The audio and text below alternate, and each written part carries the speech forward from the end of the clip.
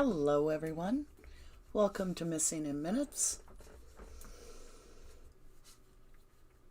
We have a reply from Zellner. It's a short but very informative response to the state, which I enjoy so good. Hi, Cairo. Good to see you, lovely. All right, so we'll wait for a few minutes and see who all makes it in. And then we're going to get right into this. Now, I tried to go online and actually open up the file. Apparently, it's wide open for the whole world. And so the only way I can do it is on my phone. So I'll be reading it from my telephone. A very small screen, mind you.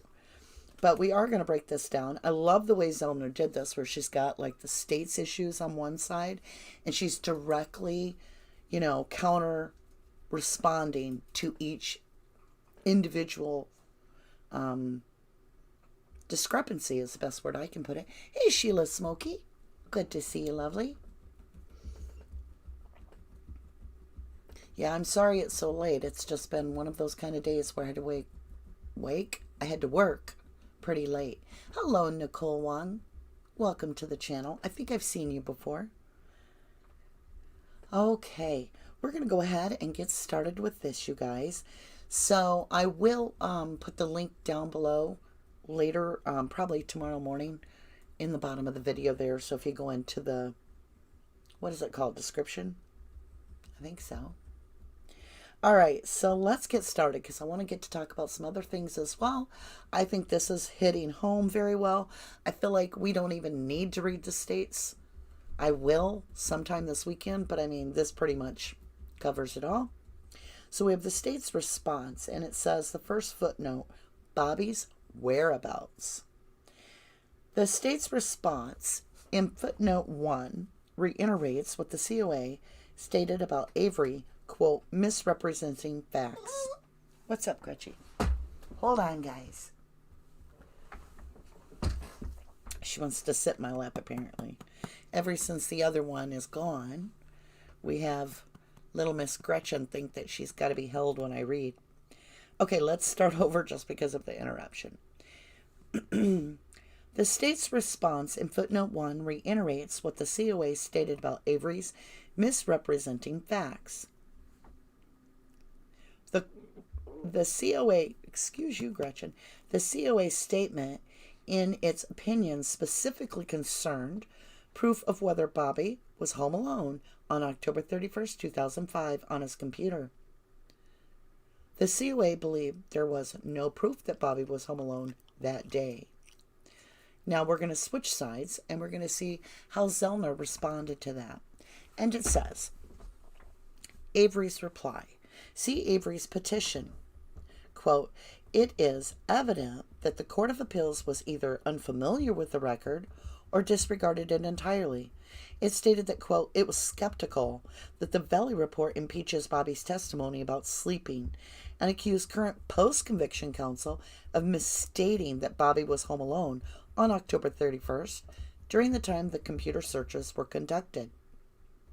However, the Court of Appeals did not consider the fact that Bobby himself testified that he was the only person home from 6:30 a.m. until 2:30 p.m. that day, the relevant time period of the searches. Bobby's testimony that he was asleep from 6:30 to 2:30 p.m. is clearly impeached. The COA's failure to be familiar with Bobby's trial testimony caused it to miss this important impeachment evidence. Nailed it. I mean, she's broke it down in a grid here, you guys, so that it's to the point. There's no misunderstanding what is being said here. It is absolutely clear, and it is Bobby's own testimony, she's saying, which is at trial, part of the trial, which is where we have to lock into, because what took place in the trial is what we're consistently combating. Not the truth, not the real narrative of the actual situation, but what was agreed upon by that jury. Ducky of rubber. Nomadic Slovak guy. Love to see you on with me. Love that.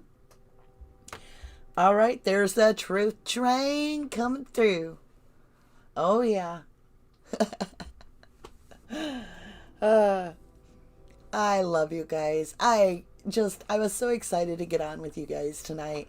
At first, I thought I was going to have like a 49-page read.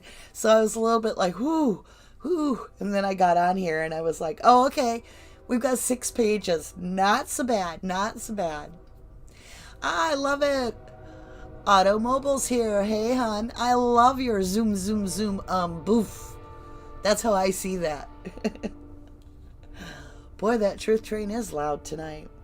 All right, we're going into State Footnote 2, the bullets.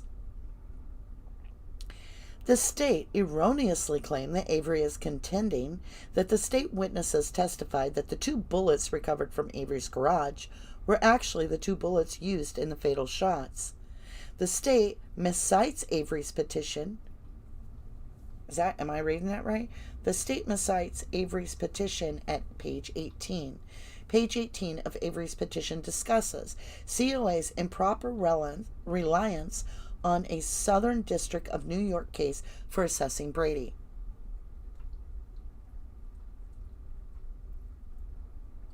Okay, so what this gets so double talked. I'm going to reread this after I say this. So what the state is saying is that Zellner is saying that the state miscited Avery's petition. But they are saying that Zellner's not understanding that just because the 2 bullets in evidence, or the bullets in evidence, blah, blah, blah, blah, blah, they're saying, no. The state's saying, no, the 2 bullets recovered from Avery's garage weren't necessarily the fatal bullets. That's what the state's claiming. So let's go over. We're going to scroll to the right. We're going to swipe right. We're going to find out here what Zellner says. She goes on to say in her rebuttal, the state mischaracterizes Mr. Avery's argument. He has never claimed that the state witnesses testified that the 2 bullets in Avery's garage were used in the fatal shots. Rather, Avery's argument, page 12, is that the COA statement is incorrect.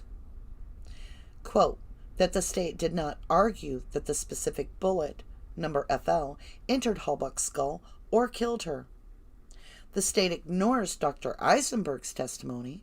The state does not acknowledge that the forensic shell casings were not linked to FL or FK, or that Dr. Eisenberg testified that there was no evidence of other gunshot wounds to the bones from other parts of Halbach's body.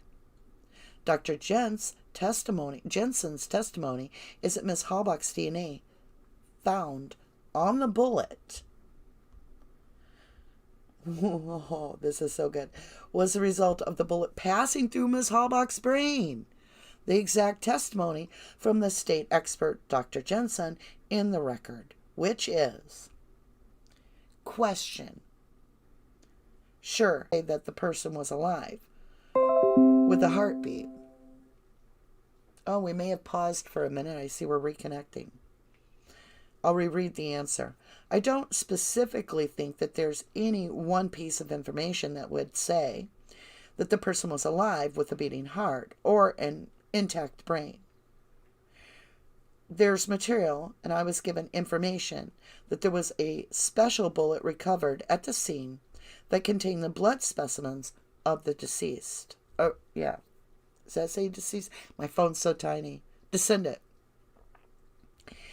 And that would be indicative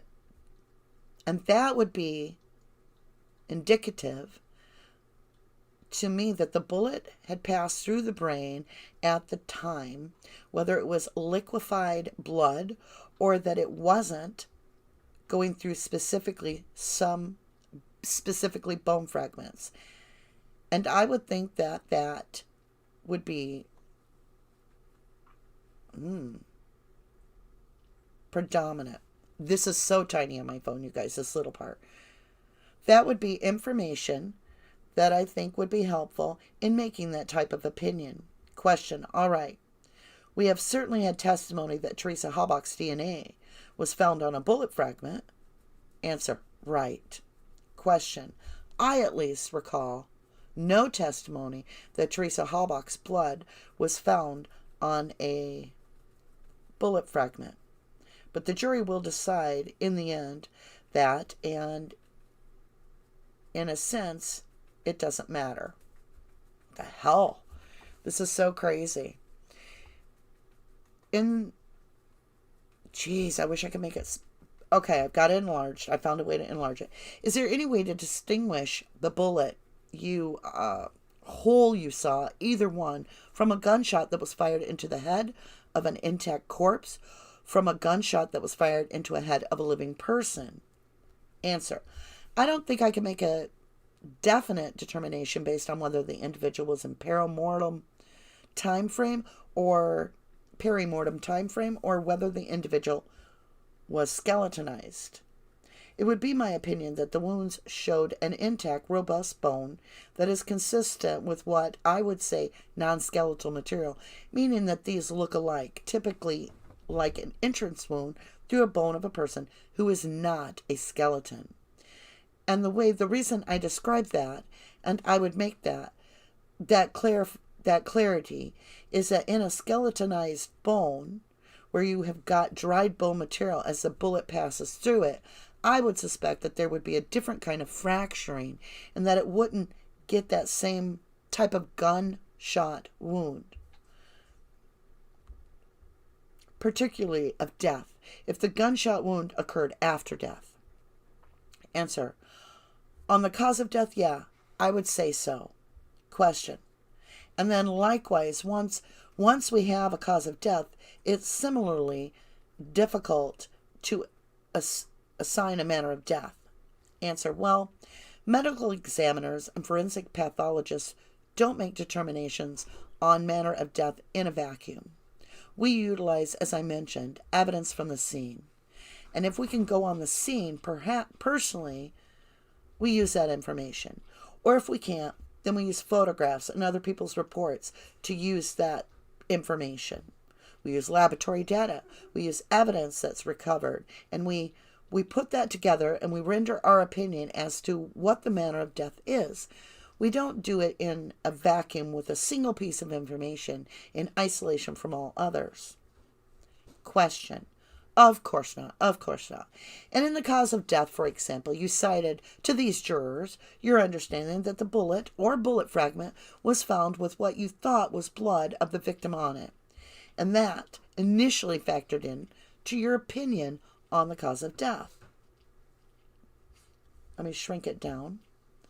And that was a lot of confusing stuff here. So we're going to back it up. So they're basically now the state is trying to get out of the bullet thing, where the DNA is on there, and yet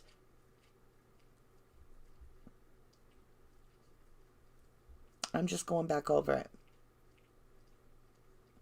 Let's reread this first paragraph, because it really, it brings into the clarity what we're working on here. Hey, Corey. How you doing? Hey, Jessie Marie. Hi, Evelyn Turner. Welcome to you. Welcome to the case here and the channel. The state mischaracterizes Mr. Avery's argument. He has never claimed the state witness testified that the 2 bullets in Avery's garage were used in the fatal shots. Rather, Avery's argument is that the C of A's statement is incorrect, that the state did not argue that the specific bullet FL entered Halbach's skull or killed her, when they did, basically, is what she's saying. The state ignores Dr. Eisenberg's testimony.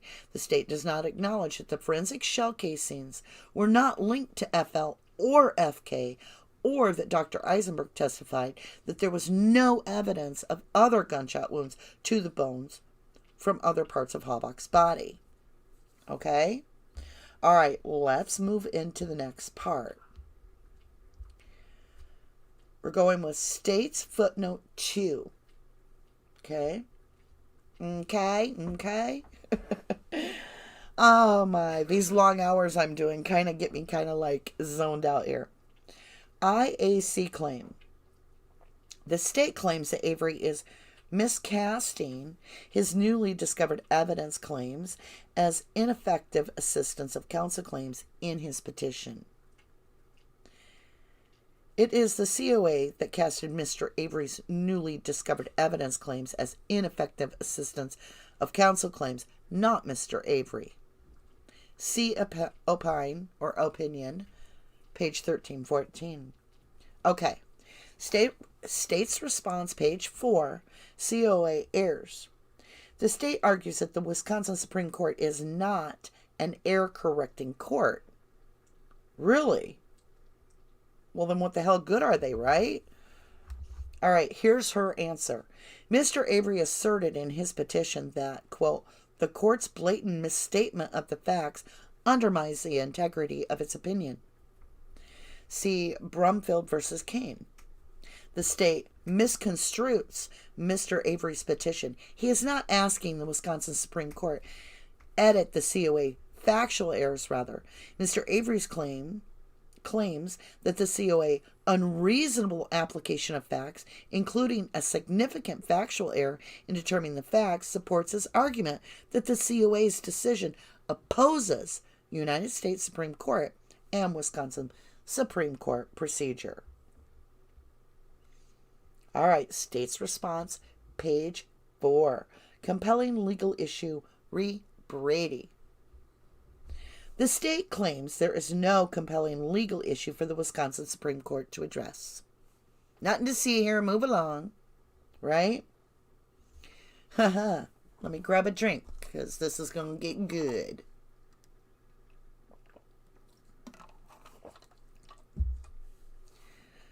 The misapplication of the Strickland standard requiring Mr. Avery to prove his pleading would establish an acquittal, is contrary to United States Supreme Court and Wisconsin Supreme Court cases.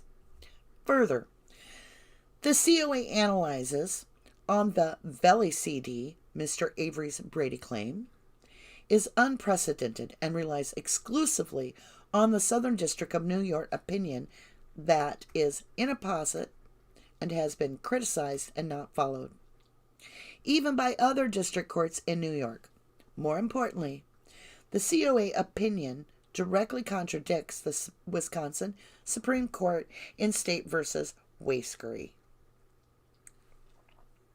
Wisconsin, okay, yeah, it does. Wow. Ooh-wee. She's just kicking touchdowns here. I mean, it's just touchdown, touchdown, touchdown. State response, page 6 through 7, Avery's experts. The state claims that Avery's new experts all reached conclusions that were consistent with his guilt.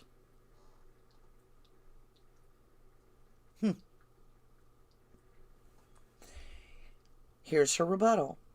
Avery's experts refute each claim made by the state in his trial by demonstrating through experiments and their own expertise some of the following. Number 1,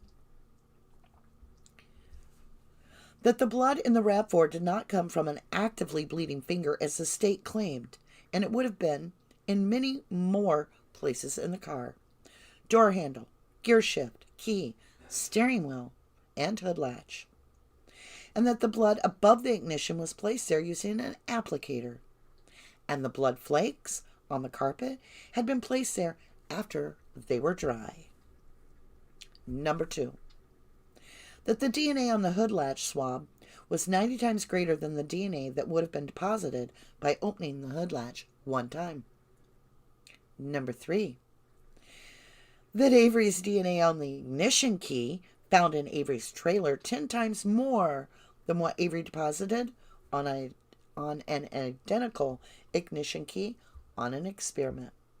Number 4,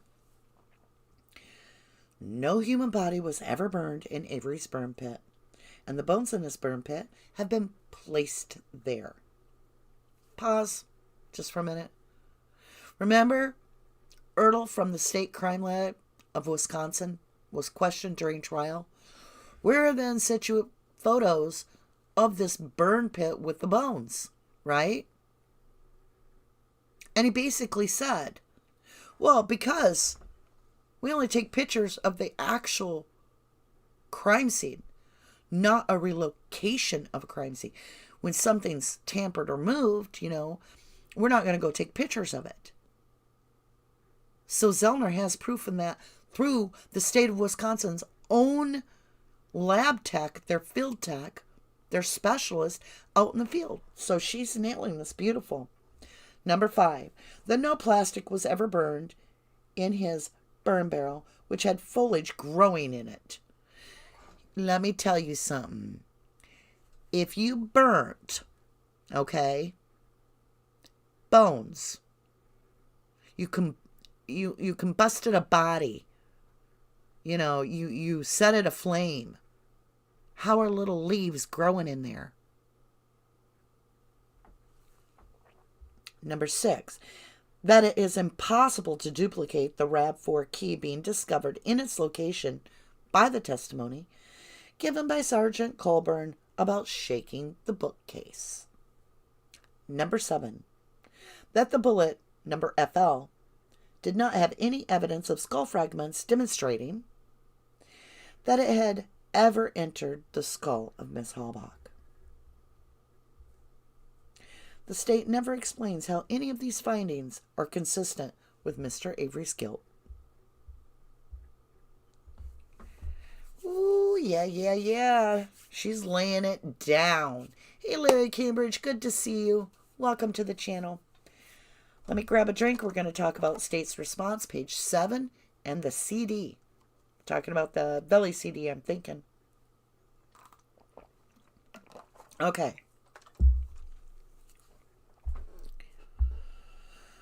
The state the state advocates for a new Brady standard when it concluded that, quote, virtually all of the contents of the Valley CD were indisputably turned over to the defense. Zellner's rebuttal.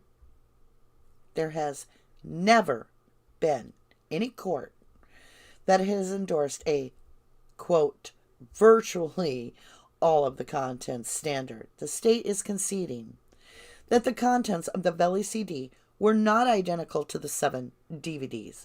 Because the state creates a new standard for a Brady claim, it does not address the significant evidentiary differences between the DVDs and the CD. And it does not deal with the state's misrepresentations to trial defense counsel. Excuse me. That the computer belonged to Brendan and had nothing of evidentiary value.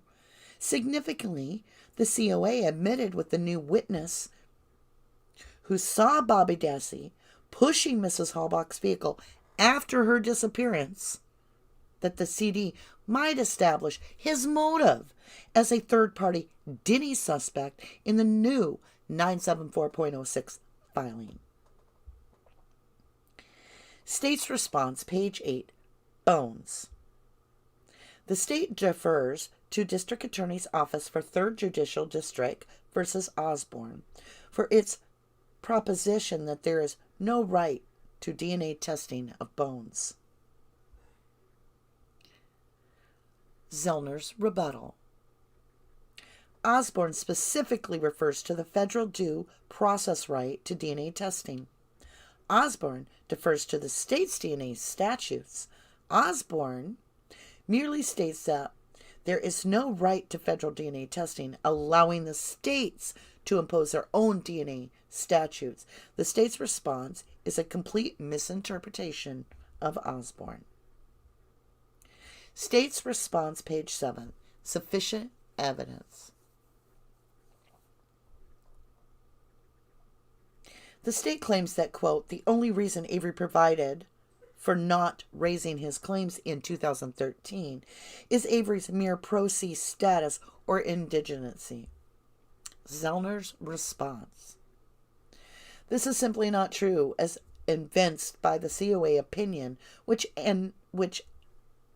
analyzed Mr. Avery's many reasons for his inability to raise his claims in his 2013 petition and accepted one, that, quote, it would have been impossible for him to have undertaken the extensive investigations later carried out by current post-conviction counsel which resulted in new theories as to how he was framed and additional factual support for previous theories.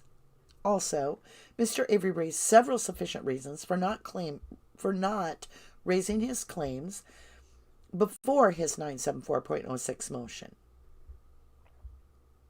And that is what we have. She just nails it, you know? Let's see what you guys got over here on top side. Pneumatic, Slovak. Yet if the state needed it, be there. Yeah. Well, like I said last night on our live, you guys, if the evidence table is empty because the state's got rid of all the damn evidence in the case, how are we going to do a new evidentiary trial? Make you wonder, like, what are they going to do? Oh, so. A little birdie tweeted to me in an email, actually. I got to get off my foot. I'm sitting on it. Switch foot I'm sitting on. I don't know why I always sit on my feet. Like, I always got one leg tucked. So it was interesting. So Shane has given me some great information in an email regarding evidence about the RAV4, which I had never known. Oh, average watch time 440. There it is. Ooh, there it is. So he points out that the original photograph of the RAV4, one of the very original photographs, has, like, I didn't quite understand it. He'll explain it better to me. But the original photo, they added another photo into evidence, and it's like, he's explaining to me, it's like you can tell in the evidence photo that it's the same exact photo, but it's like one has been altered in color. You feel me? Like the original was here, and then they photoshopped it or something, and they reintroduce it, and it's like, that's how they get their evidentiary picture to still be the evidentiary picture, but just appear different. So I'm not quite clear on all of that. I'll get with Shane and figure it out more, and maybe we'll do that. So, you guys, normally we have a blackout by now. Hey, Corey's here. Hey, Corey. Hey, homie. Cynthia Arthur is here. Don't stop, KZ. You know she's not gonna. You know she's not. She's kicking butt. She's taking names. She's like rocking this out. I mean, we really don't have to even rebuttal the state. But it's kind of like, I think Zellner is tired of the state trying to get the last word. That's how I feel. Like, the way they look at it is like, okay, so think of the Supreme Court at this point, like the principal. And you've got the teacher, and like, we'll call the state, I don't want to call them the teacher because they're not. The teacher's trying to explain how the bully is like misconstruing and misrepresenting the rules, right? And so Zellner is literally putting it on a damn chalkboard with a line down the middle where the line is drawn. And she's saying on this side is how the bully is behaving. They're trying to say, well, I didn't call him. No, I didn't call him. No, But that's not the question. The question was, did you contact them? Oh, well, I may have texted them. See, so it's like Zellner's pointing out the petty little twists that they're doing to make it look like it's Zellner and Steven that are misrepresenting shit when we're actually using Bobby's own testimony in the trial on this Brady violation, where Bobby is testifying, sworn an oath in the actual trial in front of the jury that he was home alone from 6:30 until 2 o'clock or 2:30 all damn day. Home alone. Which would mean, when you get these Valley CDs that they're talking about, for those of you that are new, that these CDs prove that that computer was in use during that time. Now, not only does Bobby say that he's home alone, he claims, I slept all day. Well, who the hell is doing the searches on the computer? Because there's nobody home with you, Bobby. Remember? You testified. You took a sworn oath that you're home alone. But yet, we have absurd searches and files that say Teresa Habach, files that say Stephen Avery, files that are named DNA, where somebody's planning something. And Zellner's pointing out, we have an eyewitness that Bobby Dassey is pushing the victim's car long after she's reported missing. And so therefore, it's pointing directly at him, his own trial testimony, his own sworn oath statement is proven that that would give him a motive. And the entire meat of this entire thing is that the Denny law prevented Stephen from even being able to say, hey, maybe he did it, maybe she did it, maybe this is what happened, da-da-da-da-da, because of the Denny law.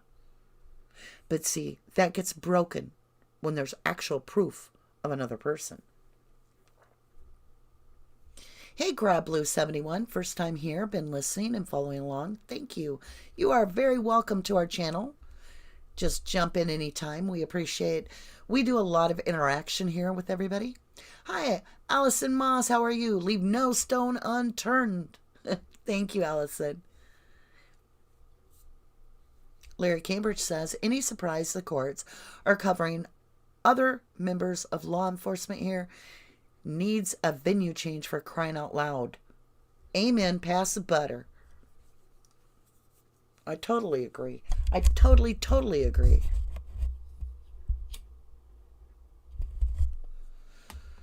So you guys, I mean, really honestly, it's the same old story.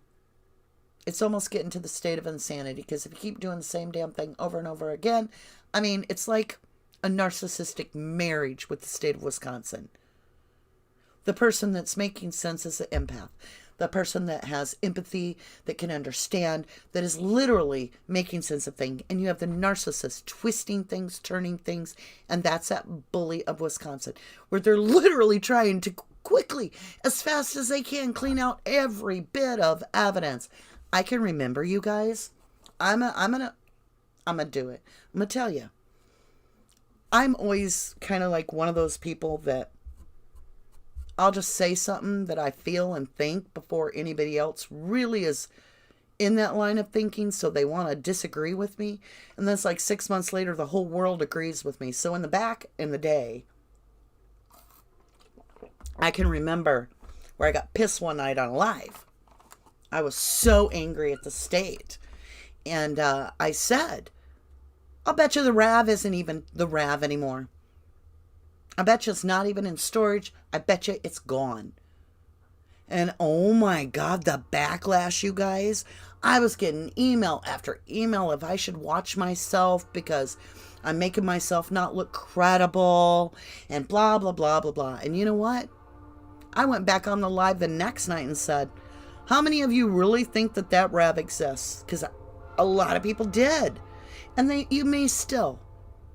I, on the other hand, believe that the state got rid of as much evidence as possible, so that in the event, in that slight chance that Stephen and whoever his post-conviction counsel would be at the time may get the toe in the door at that court, we have a whole new ballgame where the evidence is wiped clean.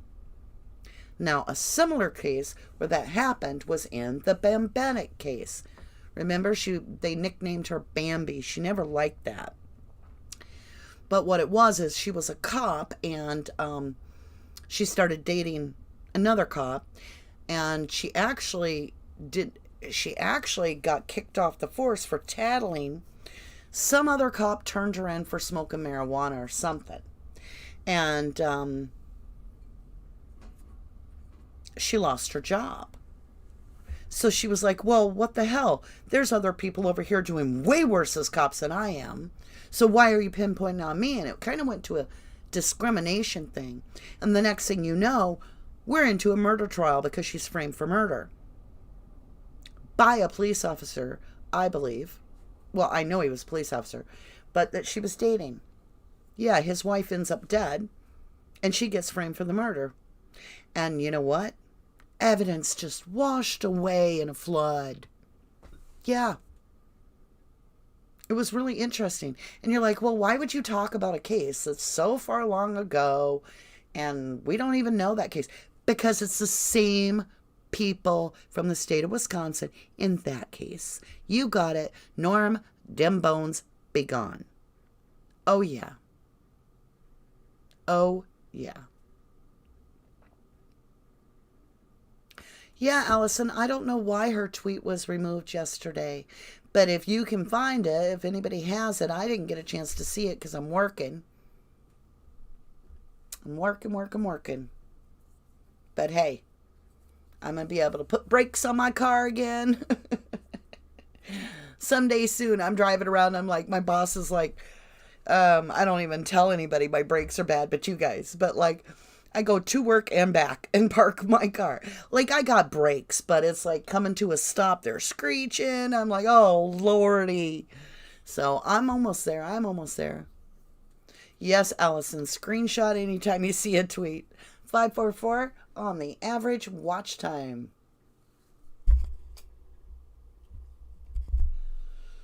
Okay, so now we wait.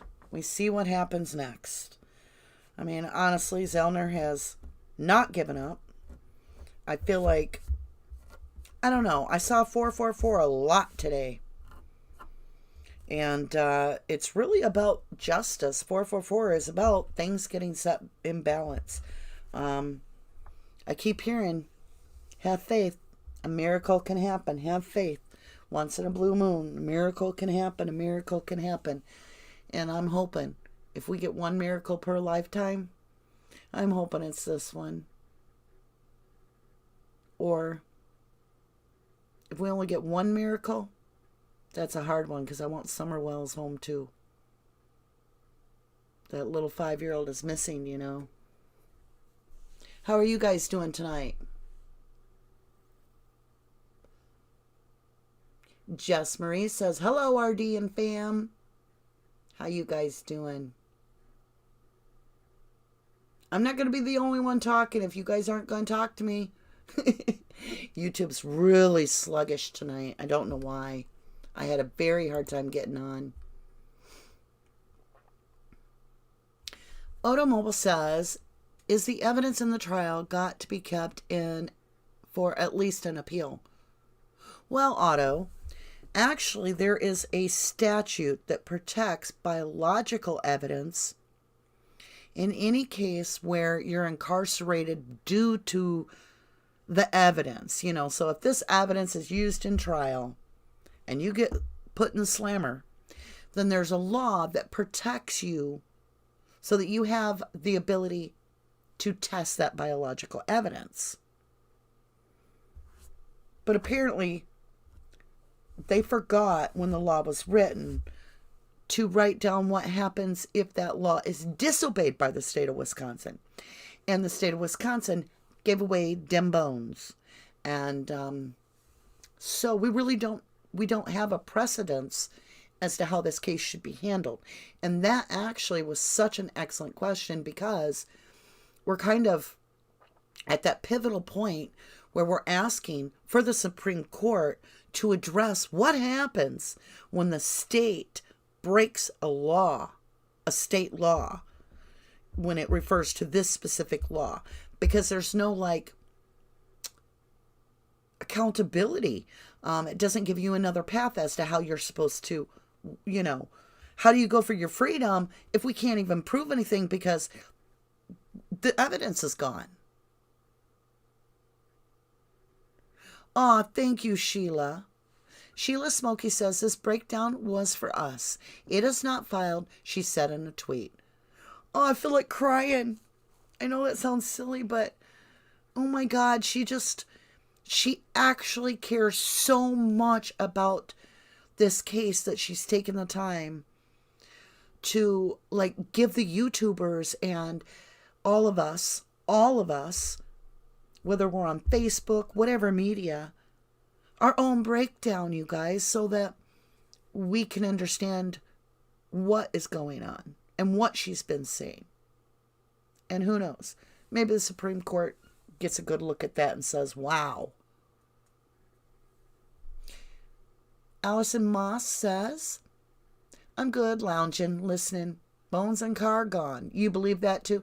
So, okay, I've been on other YouTube channels watching the Summer Wells case, and I realize they use 1 and 2 for answers. So, for those of you that think the bones in the car, like Allison's saying, are gone, put a 1. And for those of you that think that they still retain the evidence of the car, mainly the car, we know the bones are gone, so we'll stick to the car. Put a 2 if you think they're there. If you think the Rev is still perfectly fine, in state custody, hidden somewhere, put a 2. And if you feel it's gone, the Rev is gone, put a 1.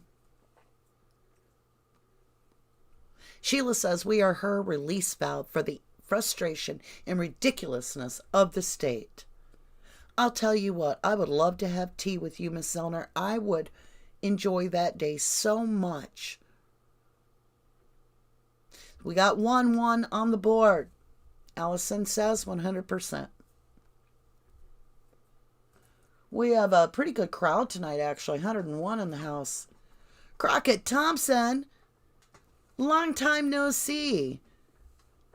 She says, yes, Sheila, live long KZ. Long live KZ. There we go. Automobile says, if the family were given the remains to bury, can it be forced to be turned over? Intermittent. Well, you know, we could be talking about exhuming, right? But we have no reason to, okay? Here's why. The minute those bones left evidentiary protection, and there's no chain of custody, we no longer know where these bones came from, because there's all these different places with each little bone was marked where it came from so that it was evidentiary. We don't know where they originated from. Like each piece of bone, we don't know anymore. The tags were removed. We don't know which piece is what. It'd be like being given a 1,000,000-piece puzzle and told to just figure it out, and the entire thing is black. Like no picture. It wouldn't work. We've lost the evidence. I mean, literally, it's no more. It is no good. So there's no reason to exhume the bones. However, from my personal view, wouldn't that be great? To just test that pelvic bone and see who the hell's pelvic bone that is. Because as I always state, there's really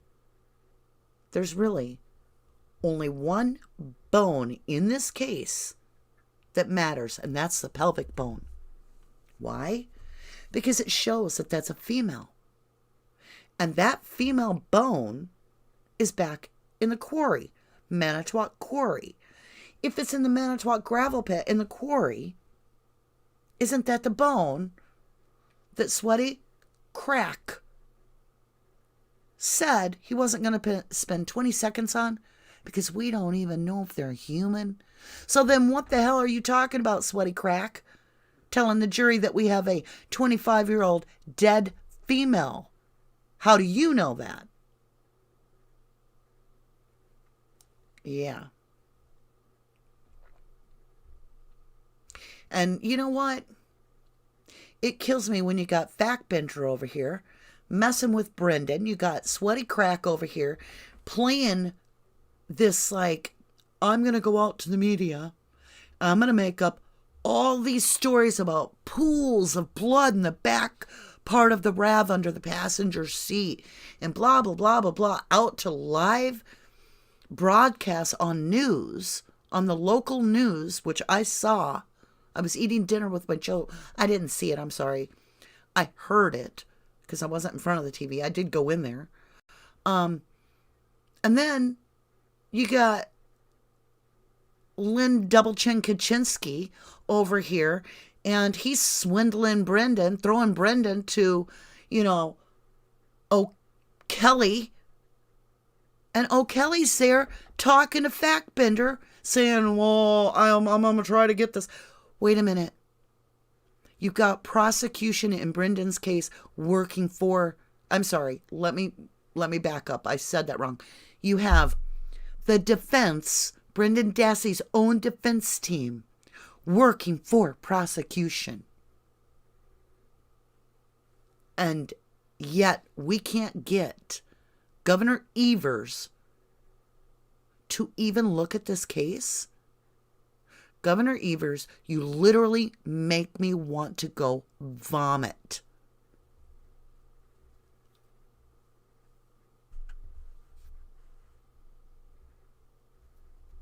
I think you're getting Alzheimer's, Dr. Evers. Governor Evers, whatever. I can remember I was so hopeful because he was this guy that was so into special ed, and he was all about school and all about the kids and blah, blah, blah, blah, blah, blah, blah, blah, blah. You get elected and you're just another dirty turd in a bucket.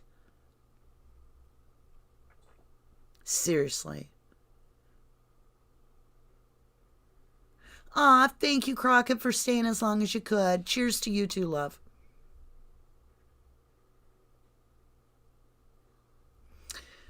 Yeah, it's so overwhelming, this case. The way they handle it is absolutely pathetic. We know that.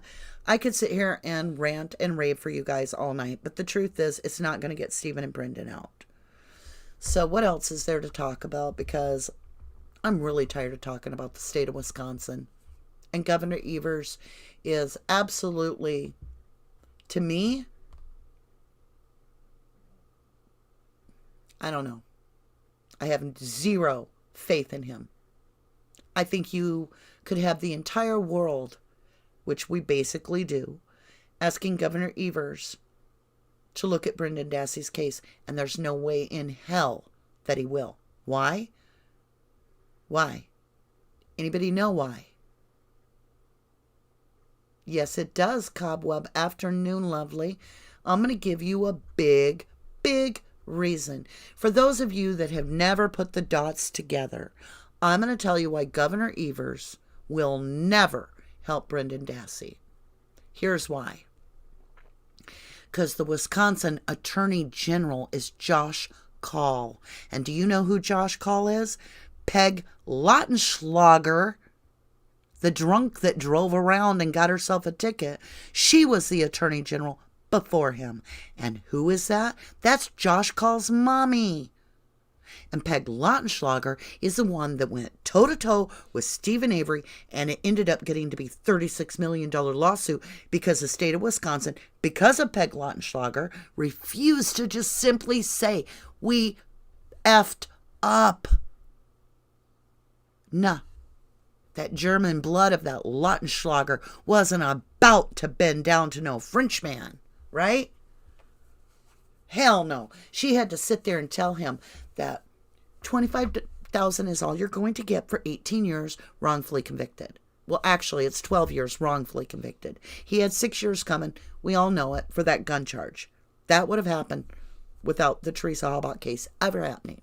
12 years of the man's life where he had just had twin sons, and they never knew their father because of Peg Lautenschlager. Now, when you have the Wisconsin State Attorney General in the position they're in, and they make it personal, do you think it might have, well, let's just say, shit rolls downhill, doesn't it? So we jump from Peg Lautenschlager to Josh Kaul. Just saying. No arrest for perjury. Good point, Larry. Good point. Sheila Smokey says there's got to be some new evidence to find. I mean, somewhere. Yeah, I like that idea, Sheila. Let's really start thinking on that, you guys.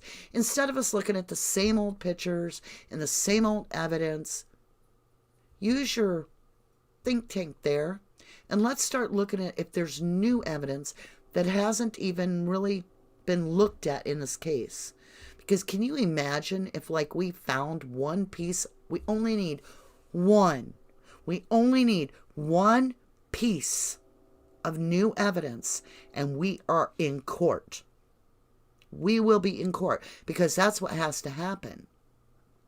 We have to come up with something new that couldn't have been overlooked in the past because of laziness, right? It has to be something that's like brand new, like, what the hell is this? That would be a Zellner wish come true, a Danny wish, I would love that. You guys would love that. So, I mean, miracles happen. They do. Don't lose faith. Don't lose hope. What else do you guys want to talk about? True Natives here. Hey, this is truly sad. I agree, True. I agree. Allison Moss says, I still believe Carmen's death is involved in this. I do too. It doesn't even matter if this girl is related to the other girl. It's the timing. Specific timing. Both girls are logistically within 11 miles of each other. Both girls disappear on the 31st. Both girls are never seen alive again. And what's the tie between them? I wonder. What's the tie between them? Well, Scott Tadich knew all about the girl coming from Auto Trader. Bobby Dassey knew all about the girl coming from Auto Trader to photograph Barb's van. And Scott Tadich knew the Botwell family. Isn't that why Zellner called it out in that little excerpt where we've got Barb and Scott re-interviewed in 2017 right after Ma'am, trying to appease the mob that's now pissed off because we fully understand how shitty of a person Sweat Crack is. Damn, Sheila. Like, you're knocking him out of the park. Sheila Smokey says also that Xander Road hasn't been really turned over. Now, Millbilly's done an awesome job about this other vehicle in 2004 that went missing from Barb's house. So I would recommend going and watching some of those videos. But Xander Road, there's definitely something about Xander Road. Remember, we've got that flimsy little for sale sign. It's got the cell number of Teresa on it. And then it's got the, 3902. I'm doing this from memory. I could be wrong on the number there, but Xander Road. It's got an address for Xander Road.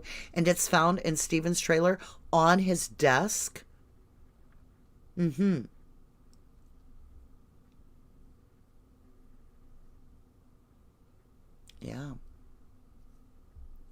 All right, lovelies. Anything else you want to discuss for the night? I'll be back again tomorrow night. You guys are going to have to put up with me for a little bit. I'm enjoying these chats, getting to see all of the family. I just love it. And the new faces are beautiful. Like, we're really bringing in with us. I want to talk about the actual channel for a minute. Oh, yeah, Sheila. You're nailing it. Plus, the cow's freaking out nearby. Automobile says, I wonder if the mileage of the RAV was ever booked on some kind of business log for Teresa's job, and if the mileage was ever recorded while it was held. That's awesome questions. Cobweb afternoon. I know it. She says, I always catch you at the end. You could be a male. I'm sorry if I said she and you're a he. I just intuitively felt like, okay. So I want to talk about the channel and how much it's growing, okay? So our whole point to being on YouTube is to spread the word and get as much support for Stephen and Brendan and keep them in the spotlight, right? Keep eyes on them. That's what keeps them safe. Very important. And what we're doing when we're looking at this missing in minutes is not only did Teresa go missing, but we have missing minutes for Carmen Botwell. We have missing minutes for Brendan Dassey, who's been locked up for God knows how long, right?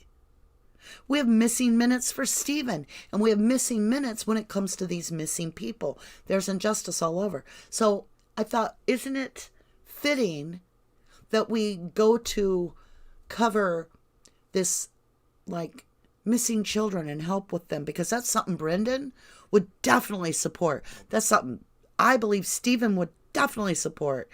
And so with that, we're bringing in eyes, fresh eyes, to this case. And what if it's one of these sets of very fresh eyes that finds out, like Sheila was bringing up, that one piece of evidence that's new? Can you imagine? Poof, right in front of us, a miracle. It would be amazing.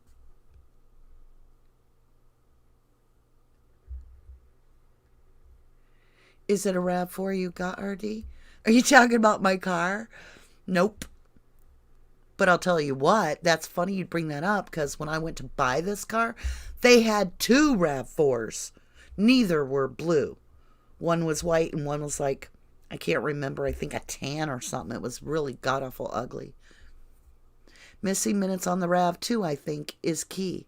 Good point, Automobile. Very true. Oh, okay. Cobweb Afternoon said, I'm a grandma. Awesome. Well, we're delighted to have everybody in tonight.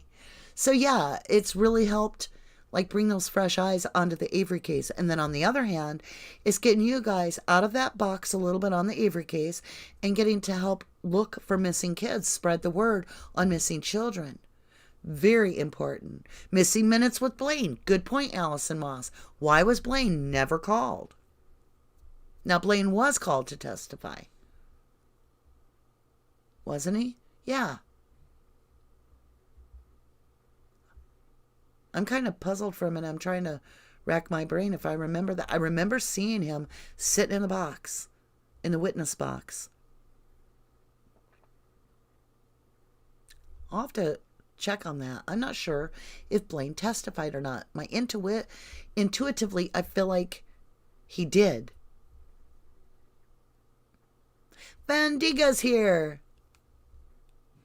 Aw, I need to set my alarm earlier. I always miss the start. Well, let me tell you, my schedule changes, so I get on here whenever I get a chance to be with you. We got 12 a.m.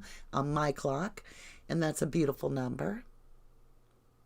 Yeah, I don't remember that. I don't know if Blaine did test. You got me pondered. Did Blaine testify, you guys? And if so, what the hell did Blaine say?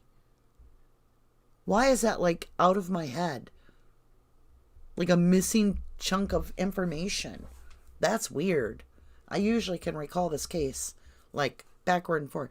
Automobile says, if it was a newer car, the black boxes that is on all new cars could tell a story.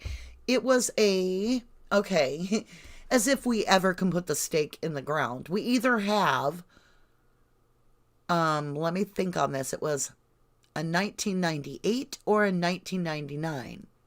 Now, Colborne read the plates off as a 1999, but some people have said that there is some question about the body.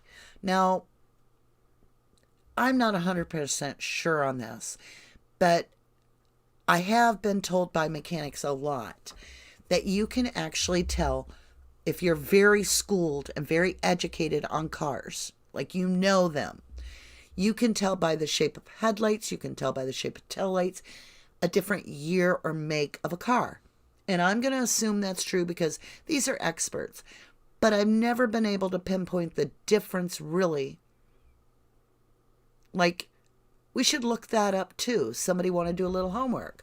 Look up the difference between a 1998 RAV and a 1999 Toyota RAV. And you could probably do that right at the Toyota site to compare what the actual differences were. If I remember right, we did this years ago, and we found it was so insignificant we couldn't prove it. However, I do remember there being one thing that I was like, huh.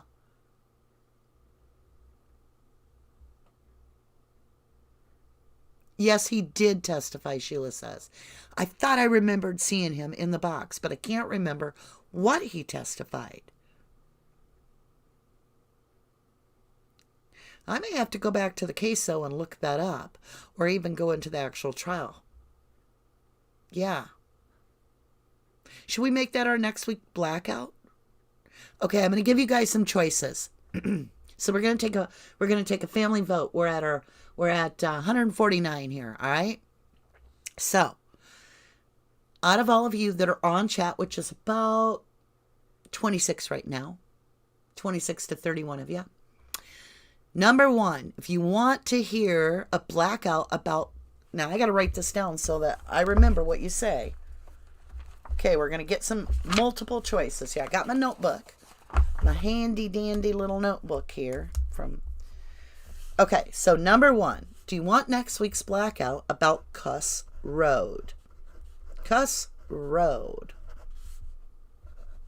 Number two, so if you want Cuss Road, you're going to put a 1. Now hold off and hear the choices.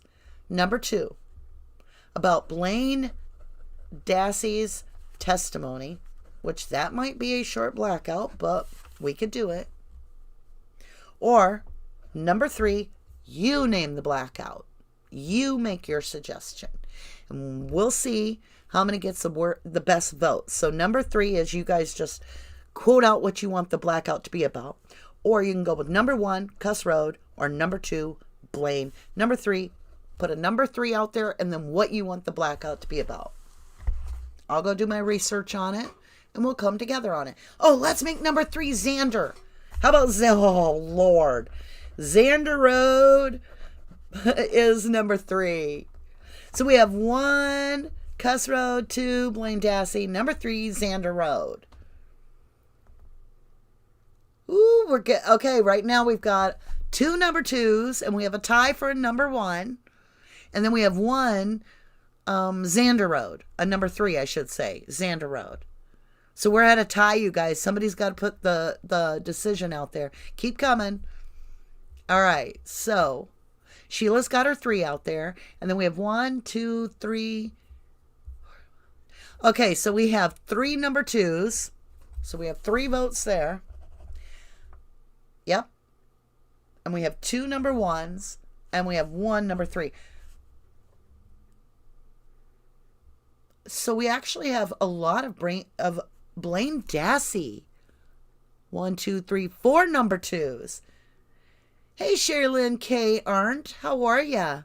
D. Shalleck says, we don't even know if those bones are the same bones that were in the court's possession as evidence. Nailed it. Thank you, D. D. Shellac, welcome to the channel. Melanie Jones, try Wikipedia for the description of the vehicle. I've used it before for what year and the style changed, etc. Excellent suggestion. Smart Duck, 1.5. Stuck between Cuss Road and Blaine Dassey. Welcome to the channel, everyone. Okay, you guys. True Native agrees to D. Very cool. All right, we're going to call off the voting here, and I'm going to do a count. Okay, Zelma's changing her vote to 2. So we've got, for Blaine, we've got Allison's for Blaine, Cobwebs for Blaine, True Natives for Blaine, Sheila, nope, not Sheila, Sherilyn is for Blaine, Melanie Jones is for Blaine. We're doing Blaine. Yep, we're gonna go into, that'll be great research. I don't think I've ever really dug into Blaine. So you guys do your homework. I'll do my homework. If anybody feels they find something very important that you want to be included in the blackout, you can either save it for your own notes and share it during chat after the video is made in the comment section. Or if you want to incorporate it into that, if you would send me your source through email at rubberducky2005@yahoo.com, I will dig into that source and we can include it into the blackout. You'd like to, Vandiga says, I'd like to see a blackout in all 3. Well, you know what? I'm going to stick to Blaine this time. But now we know we can take a vote next time. We'll leave Cuss Road on the whiteboard and Xander Road. Wouldn't it be crazy to do a Cuss Road one, and then a Xander Road one, then an Avery Road one? Hey, Fair Witness says, damn, what'd I miss? You miss a party in the house. We had the music pumping. I'm getting in my silly mood now. Just having so much fun being with you guys. Remember when we used to get on here? I mean, for some of you have been with me for literally years. And we used to get on here, and I kid you not, we would be on a live for like 6 hours. We would have our whiteboard up. You know what I miss? Not only should we do a blackout, because we always do a blackout once a week, except for this week because we had State and Zellner replying. But we will do Blaine next week. However, we used to get the whiteboard out. Do you remember? And a lot of times we would do like 24-point conflict. Wow, that would be a blast. I got to add that so we'd have the blackout and whiteboard. And we could do a whiteboard now and then. Maybe once a month we could do a whiteboard. That's where you guys, I take the PowerPoint, leave it blank. And that's what you see. And then as you guys are commenting and talking, we can actually apply it to the whiteboard. And so it's kind of like being in a big conference call, and we can work a lot of stuff out. Whoop, whoop, Fair Witness. Party in the house. Yeah, that's true. Cobweb points out to Fair Witness. What you missed basically is we did a vote on what next week's blackout should be. We had number 1 was Cuss Road. Number 2 was Blaine Dassey, because I honestly can't remember what Blaine Dassey said in trial.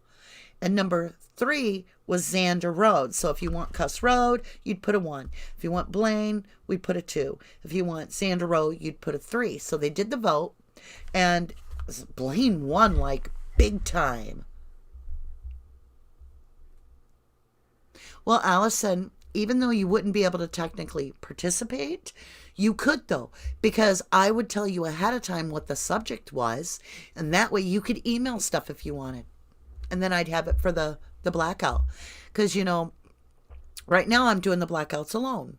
But every once in a while, I get these beautiful emails from such supporters of Stephen and Brendan, and they just want the news out there, and they'll inspire me, and they'll bring me little sources of information, so I go study it, and that really helps, because one person doing all the research is overwhelming.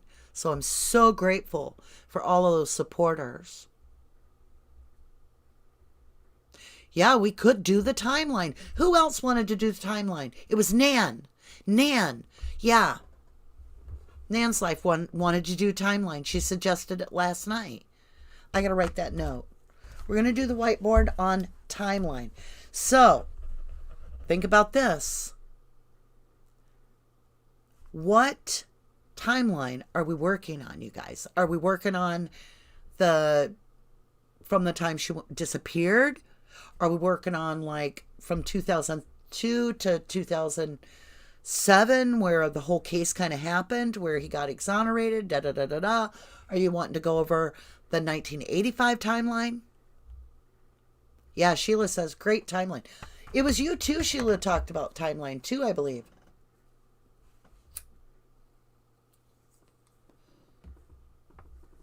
Yes, Otto, it is. If you go down in the description below, it's got my Twitter on there. I can't remember. It's been so long, but it does have my email. It's been my email forever is Rubberducky.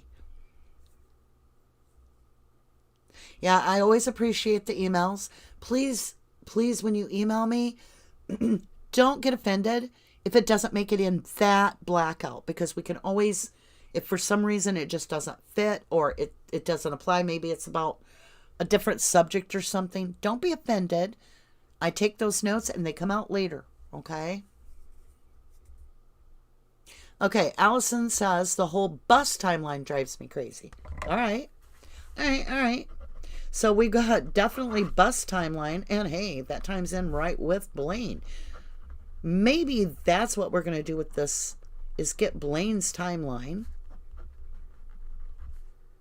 And remember, Blaine actually drew maps. Remember that?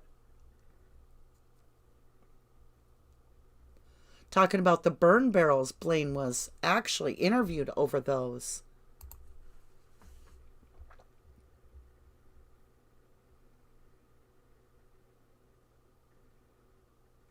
Okay, so fair witness is suggesting that the timeline start of her day photographing cars. Thank you, Otto. I look forward to hearing from you. Larry says the evidence won't change anything with those crooked bastards. Those bastards, they locked up Brendan and Stephen. Zelma Lopez, long time no see. Do you know anything about the Stephen Avery phone call where Ma Avery says that someone called about buying the vehicle because they saw an ad in Auto Trader? I do. I can't remember exactly how it went. Hold on. It was a different vehicle, I believe. Somebody confirm that, please. I want to say that it was confirmed. They got their hopes up. I know Ma got very hopeful on that. Bless her heart. And it didn't work. It was a different vehicle. Sheila says the TH missing timeline. Okay, so far I'm basically thinking you guys want me to start off. We'll go even the night before she goes missing. I don't like to start where somebody goes missing because so much of it is planned before they go missing. Okay, so we're gonna work our way up with TH missing minutes. Should we do a whole like profile like you would of a missing person of Teresa? I find that interesting. Smart Duck says Casey should get a hold of Blaine's DNA and check it against Bobby and Pete's profile. I don't think they could use Bobby's DNA, and a good look at Blaine's could be interesting.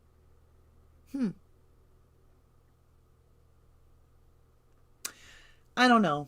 Blaine would have been on the school bus to start with. So would have Brendan. So I gotta sneeze. Hold on. Hold the phone. Achoo! Achoo! Good gravy.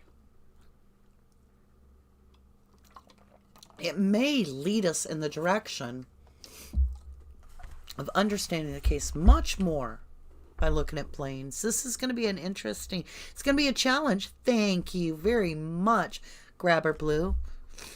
They said bless me. I have a little cold right now. I don't know if you can tell. My chest is a little heavy and I've been like stuffed up a little bit. I'm going to get some good sleep tonight. I say that it's 12:28. Oh well.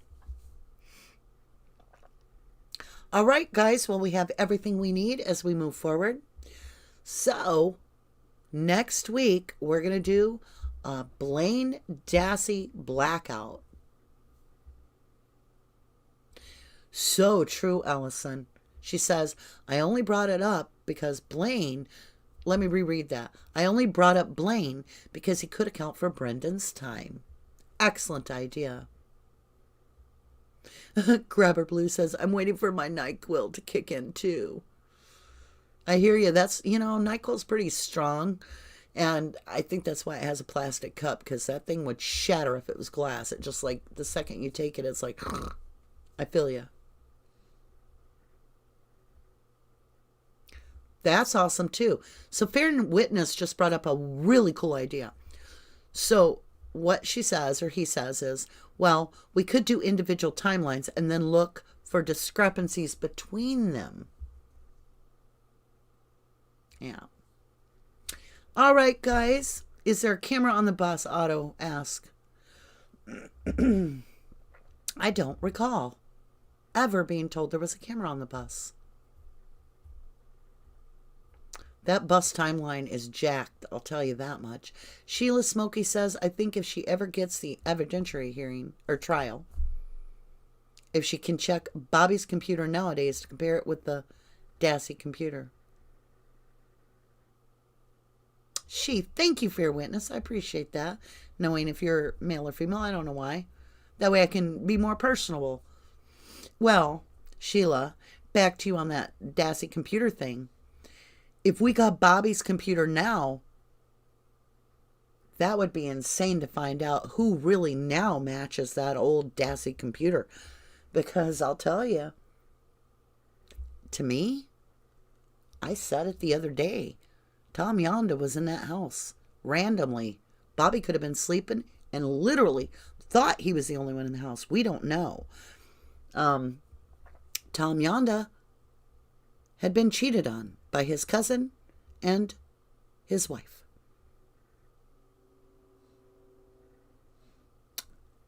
And he was pretty much shut out by the Avery family, and my Avery liked him, I heard.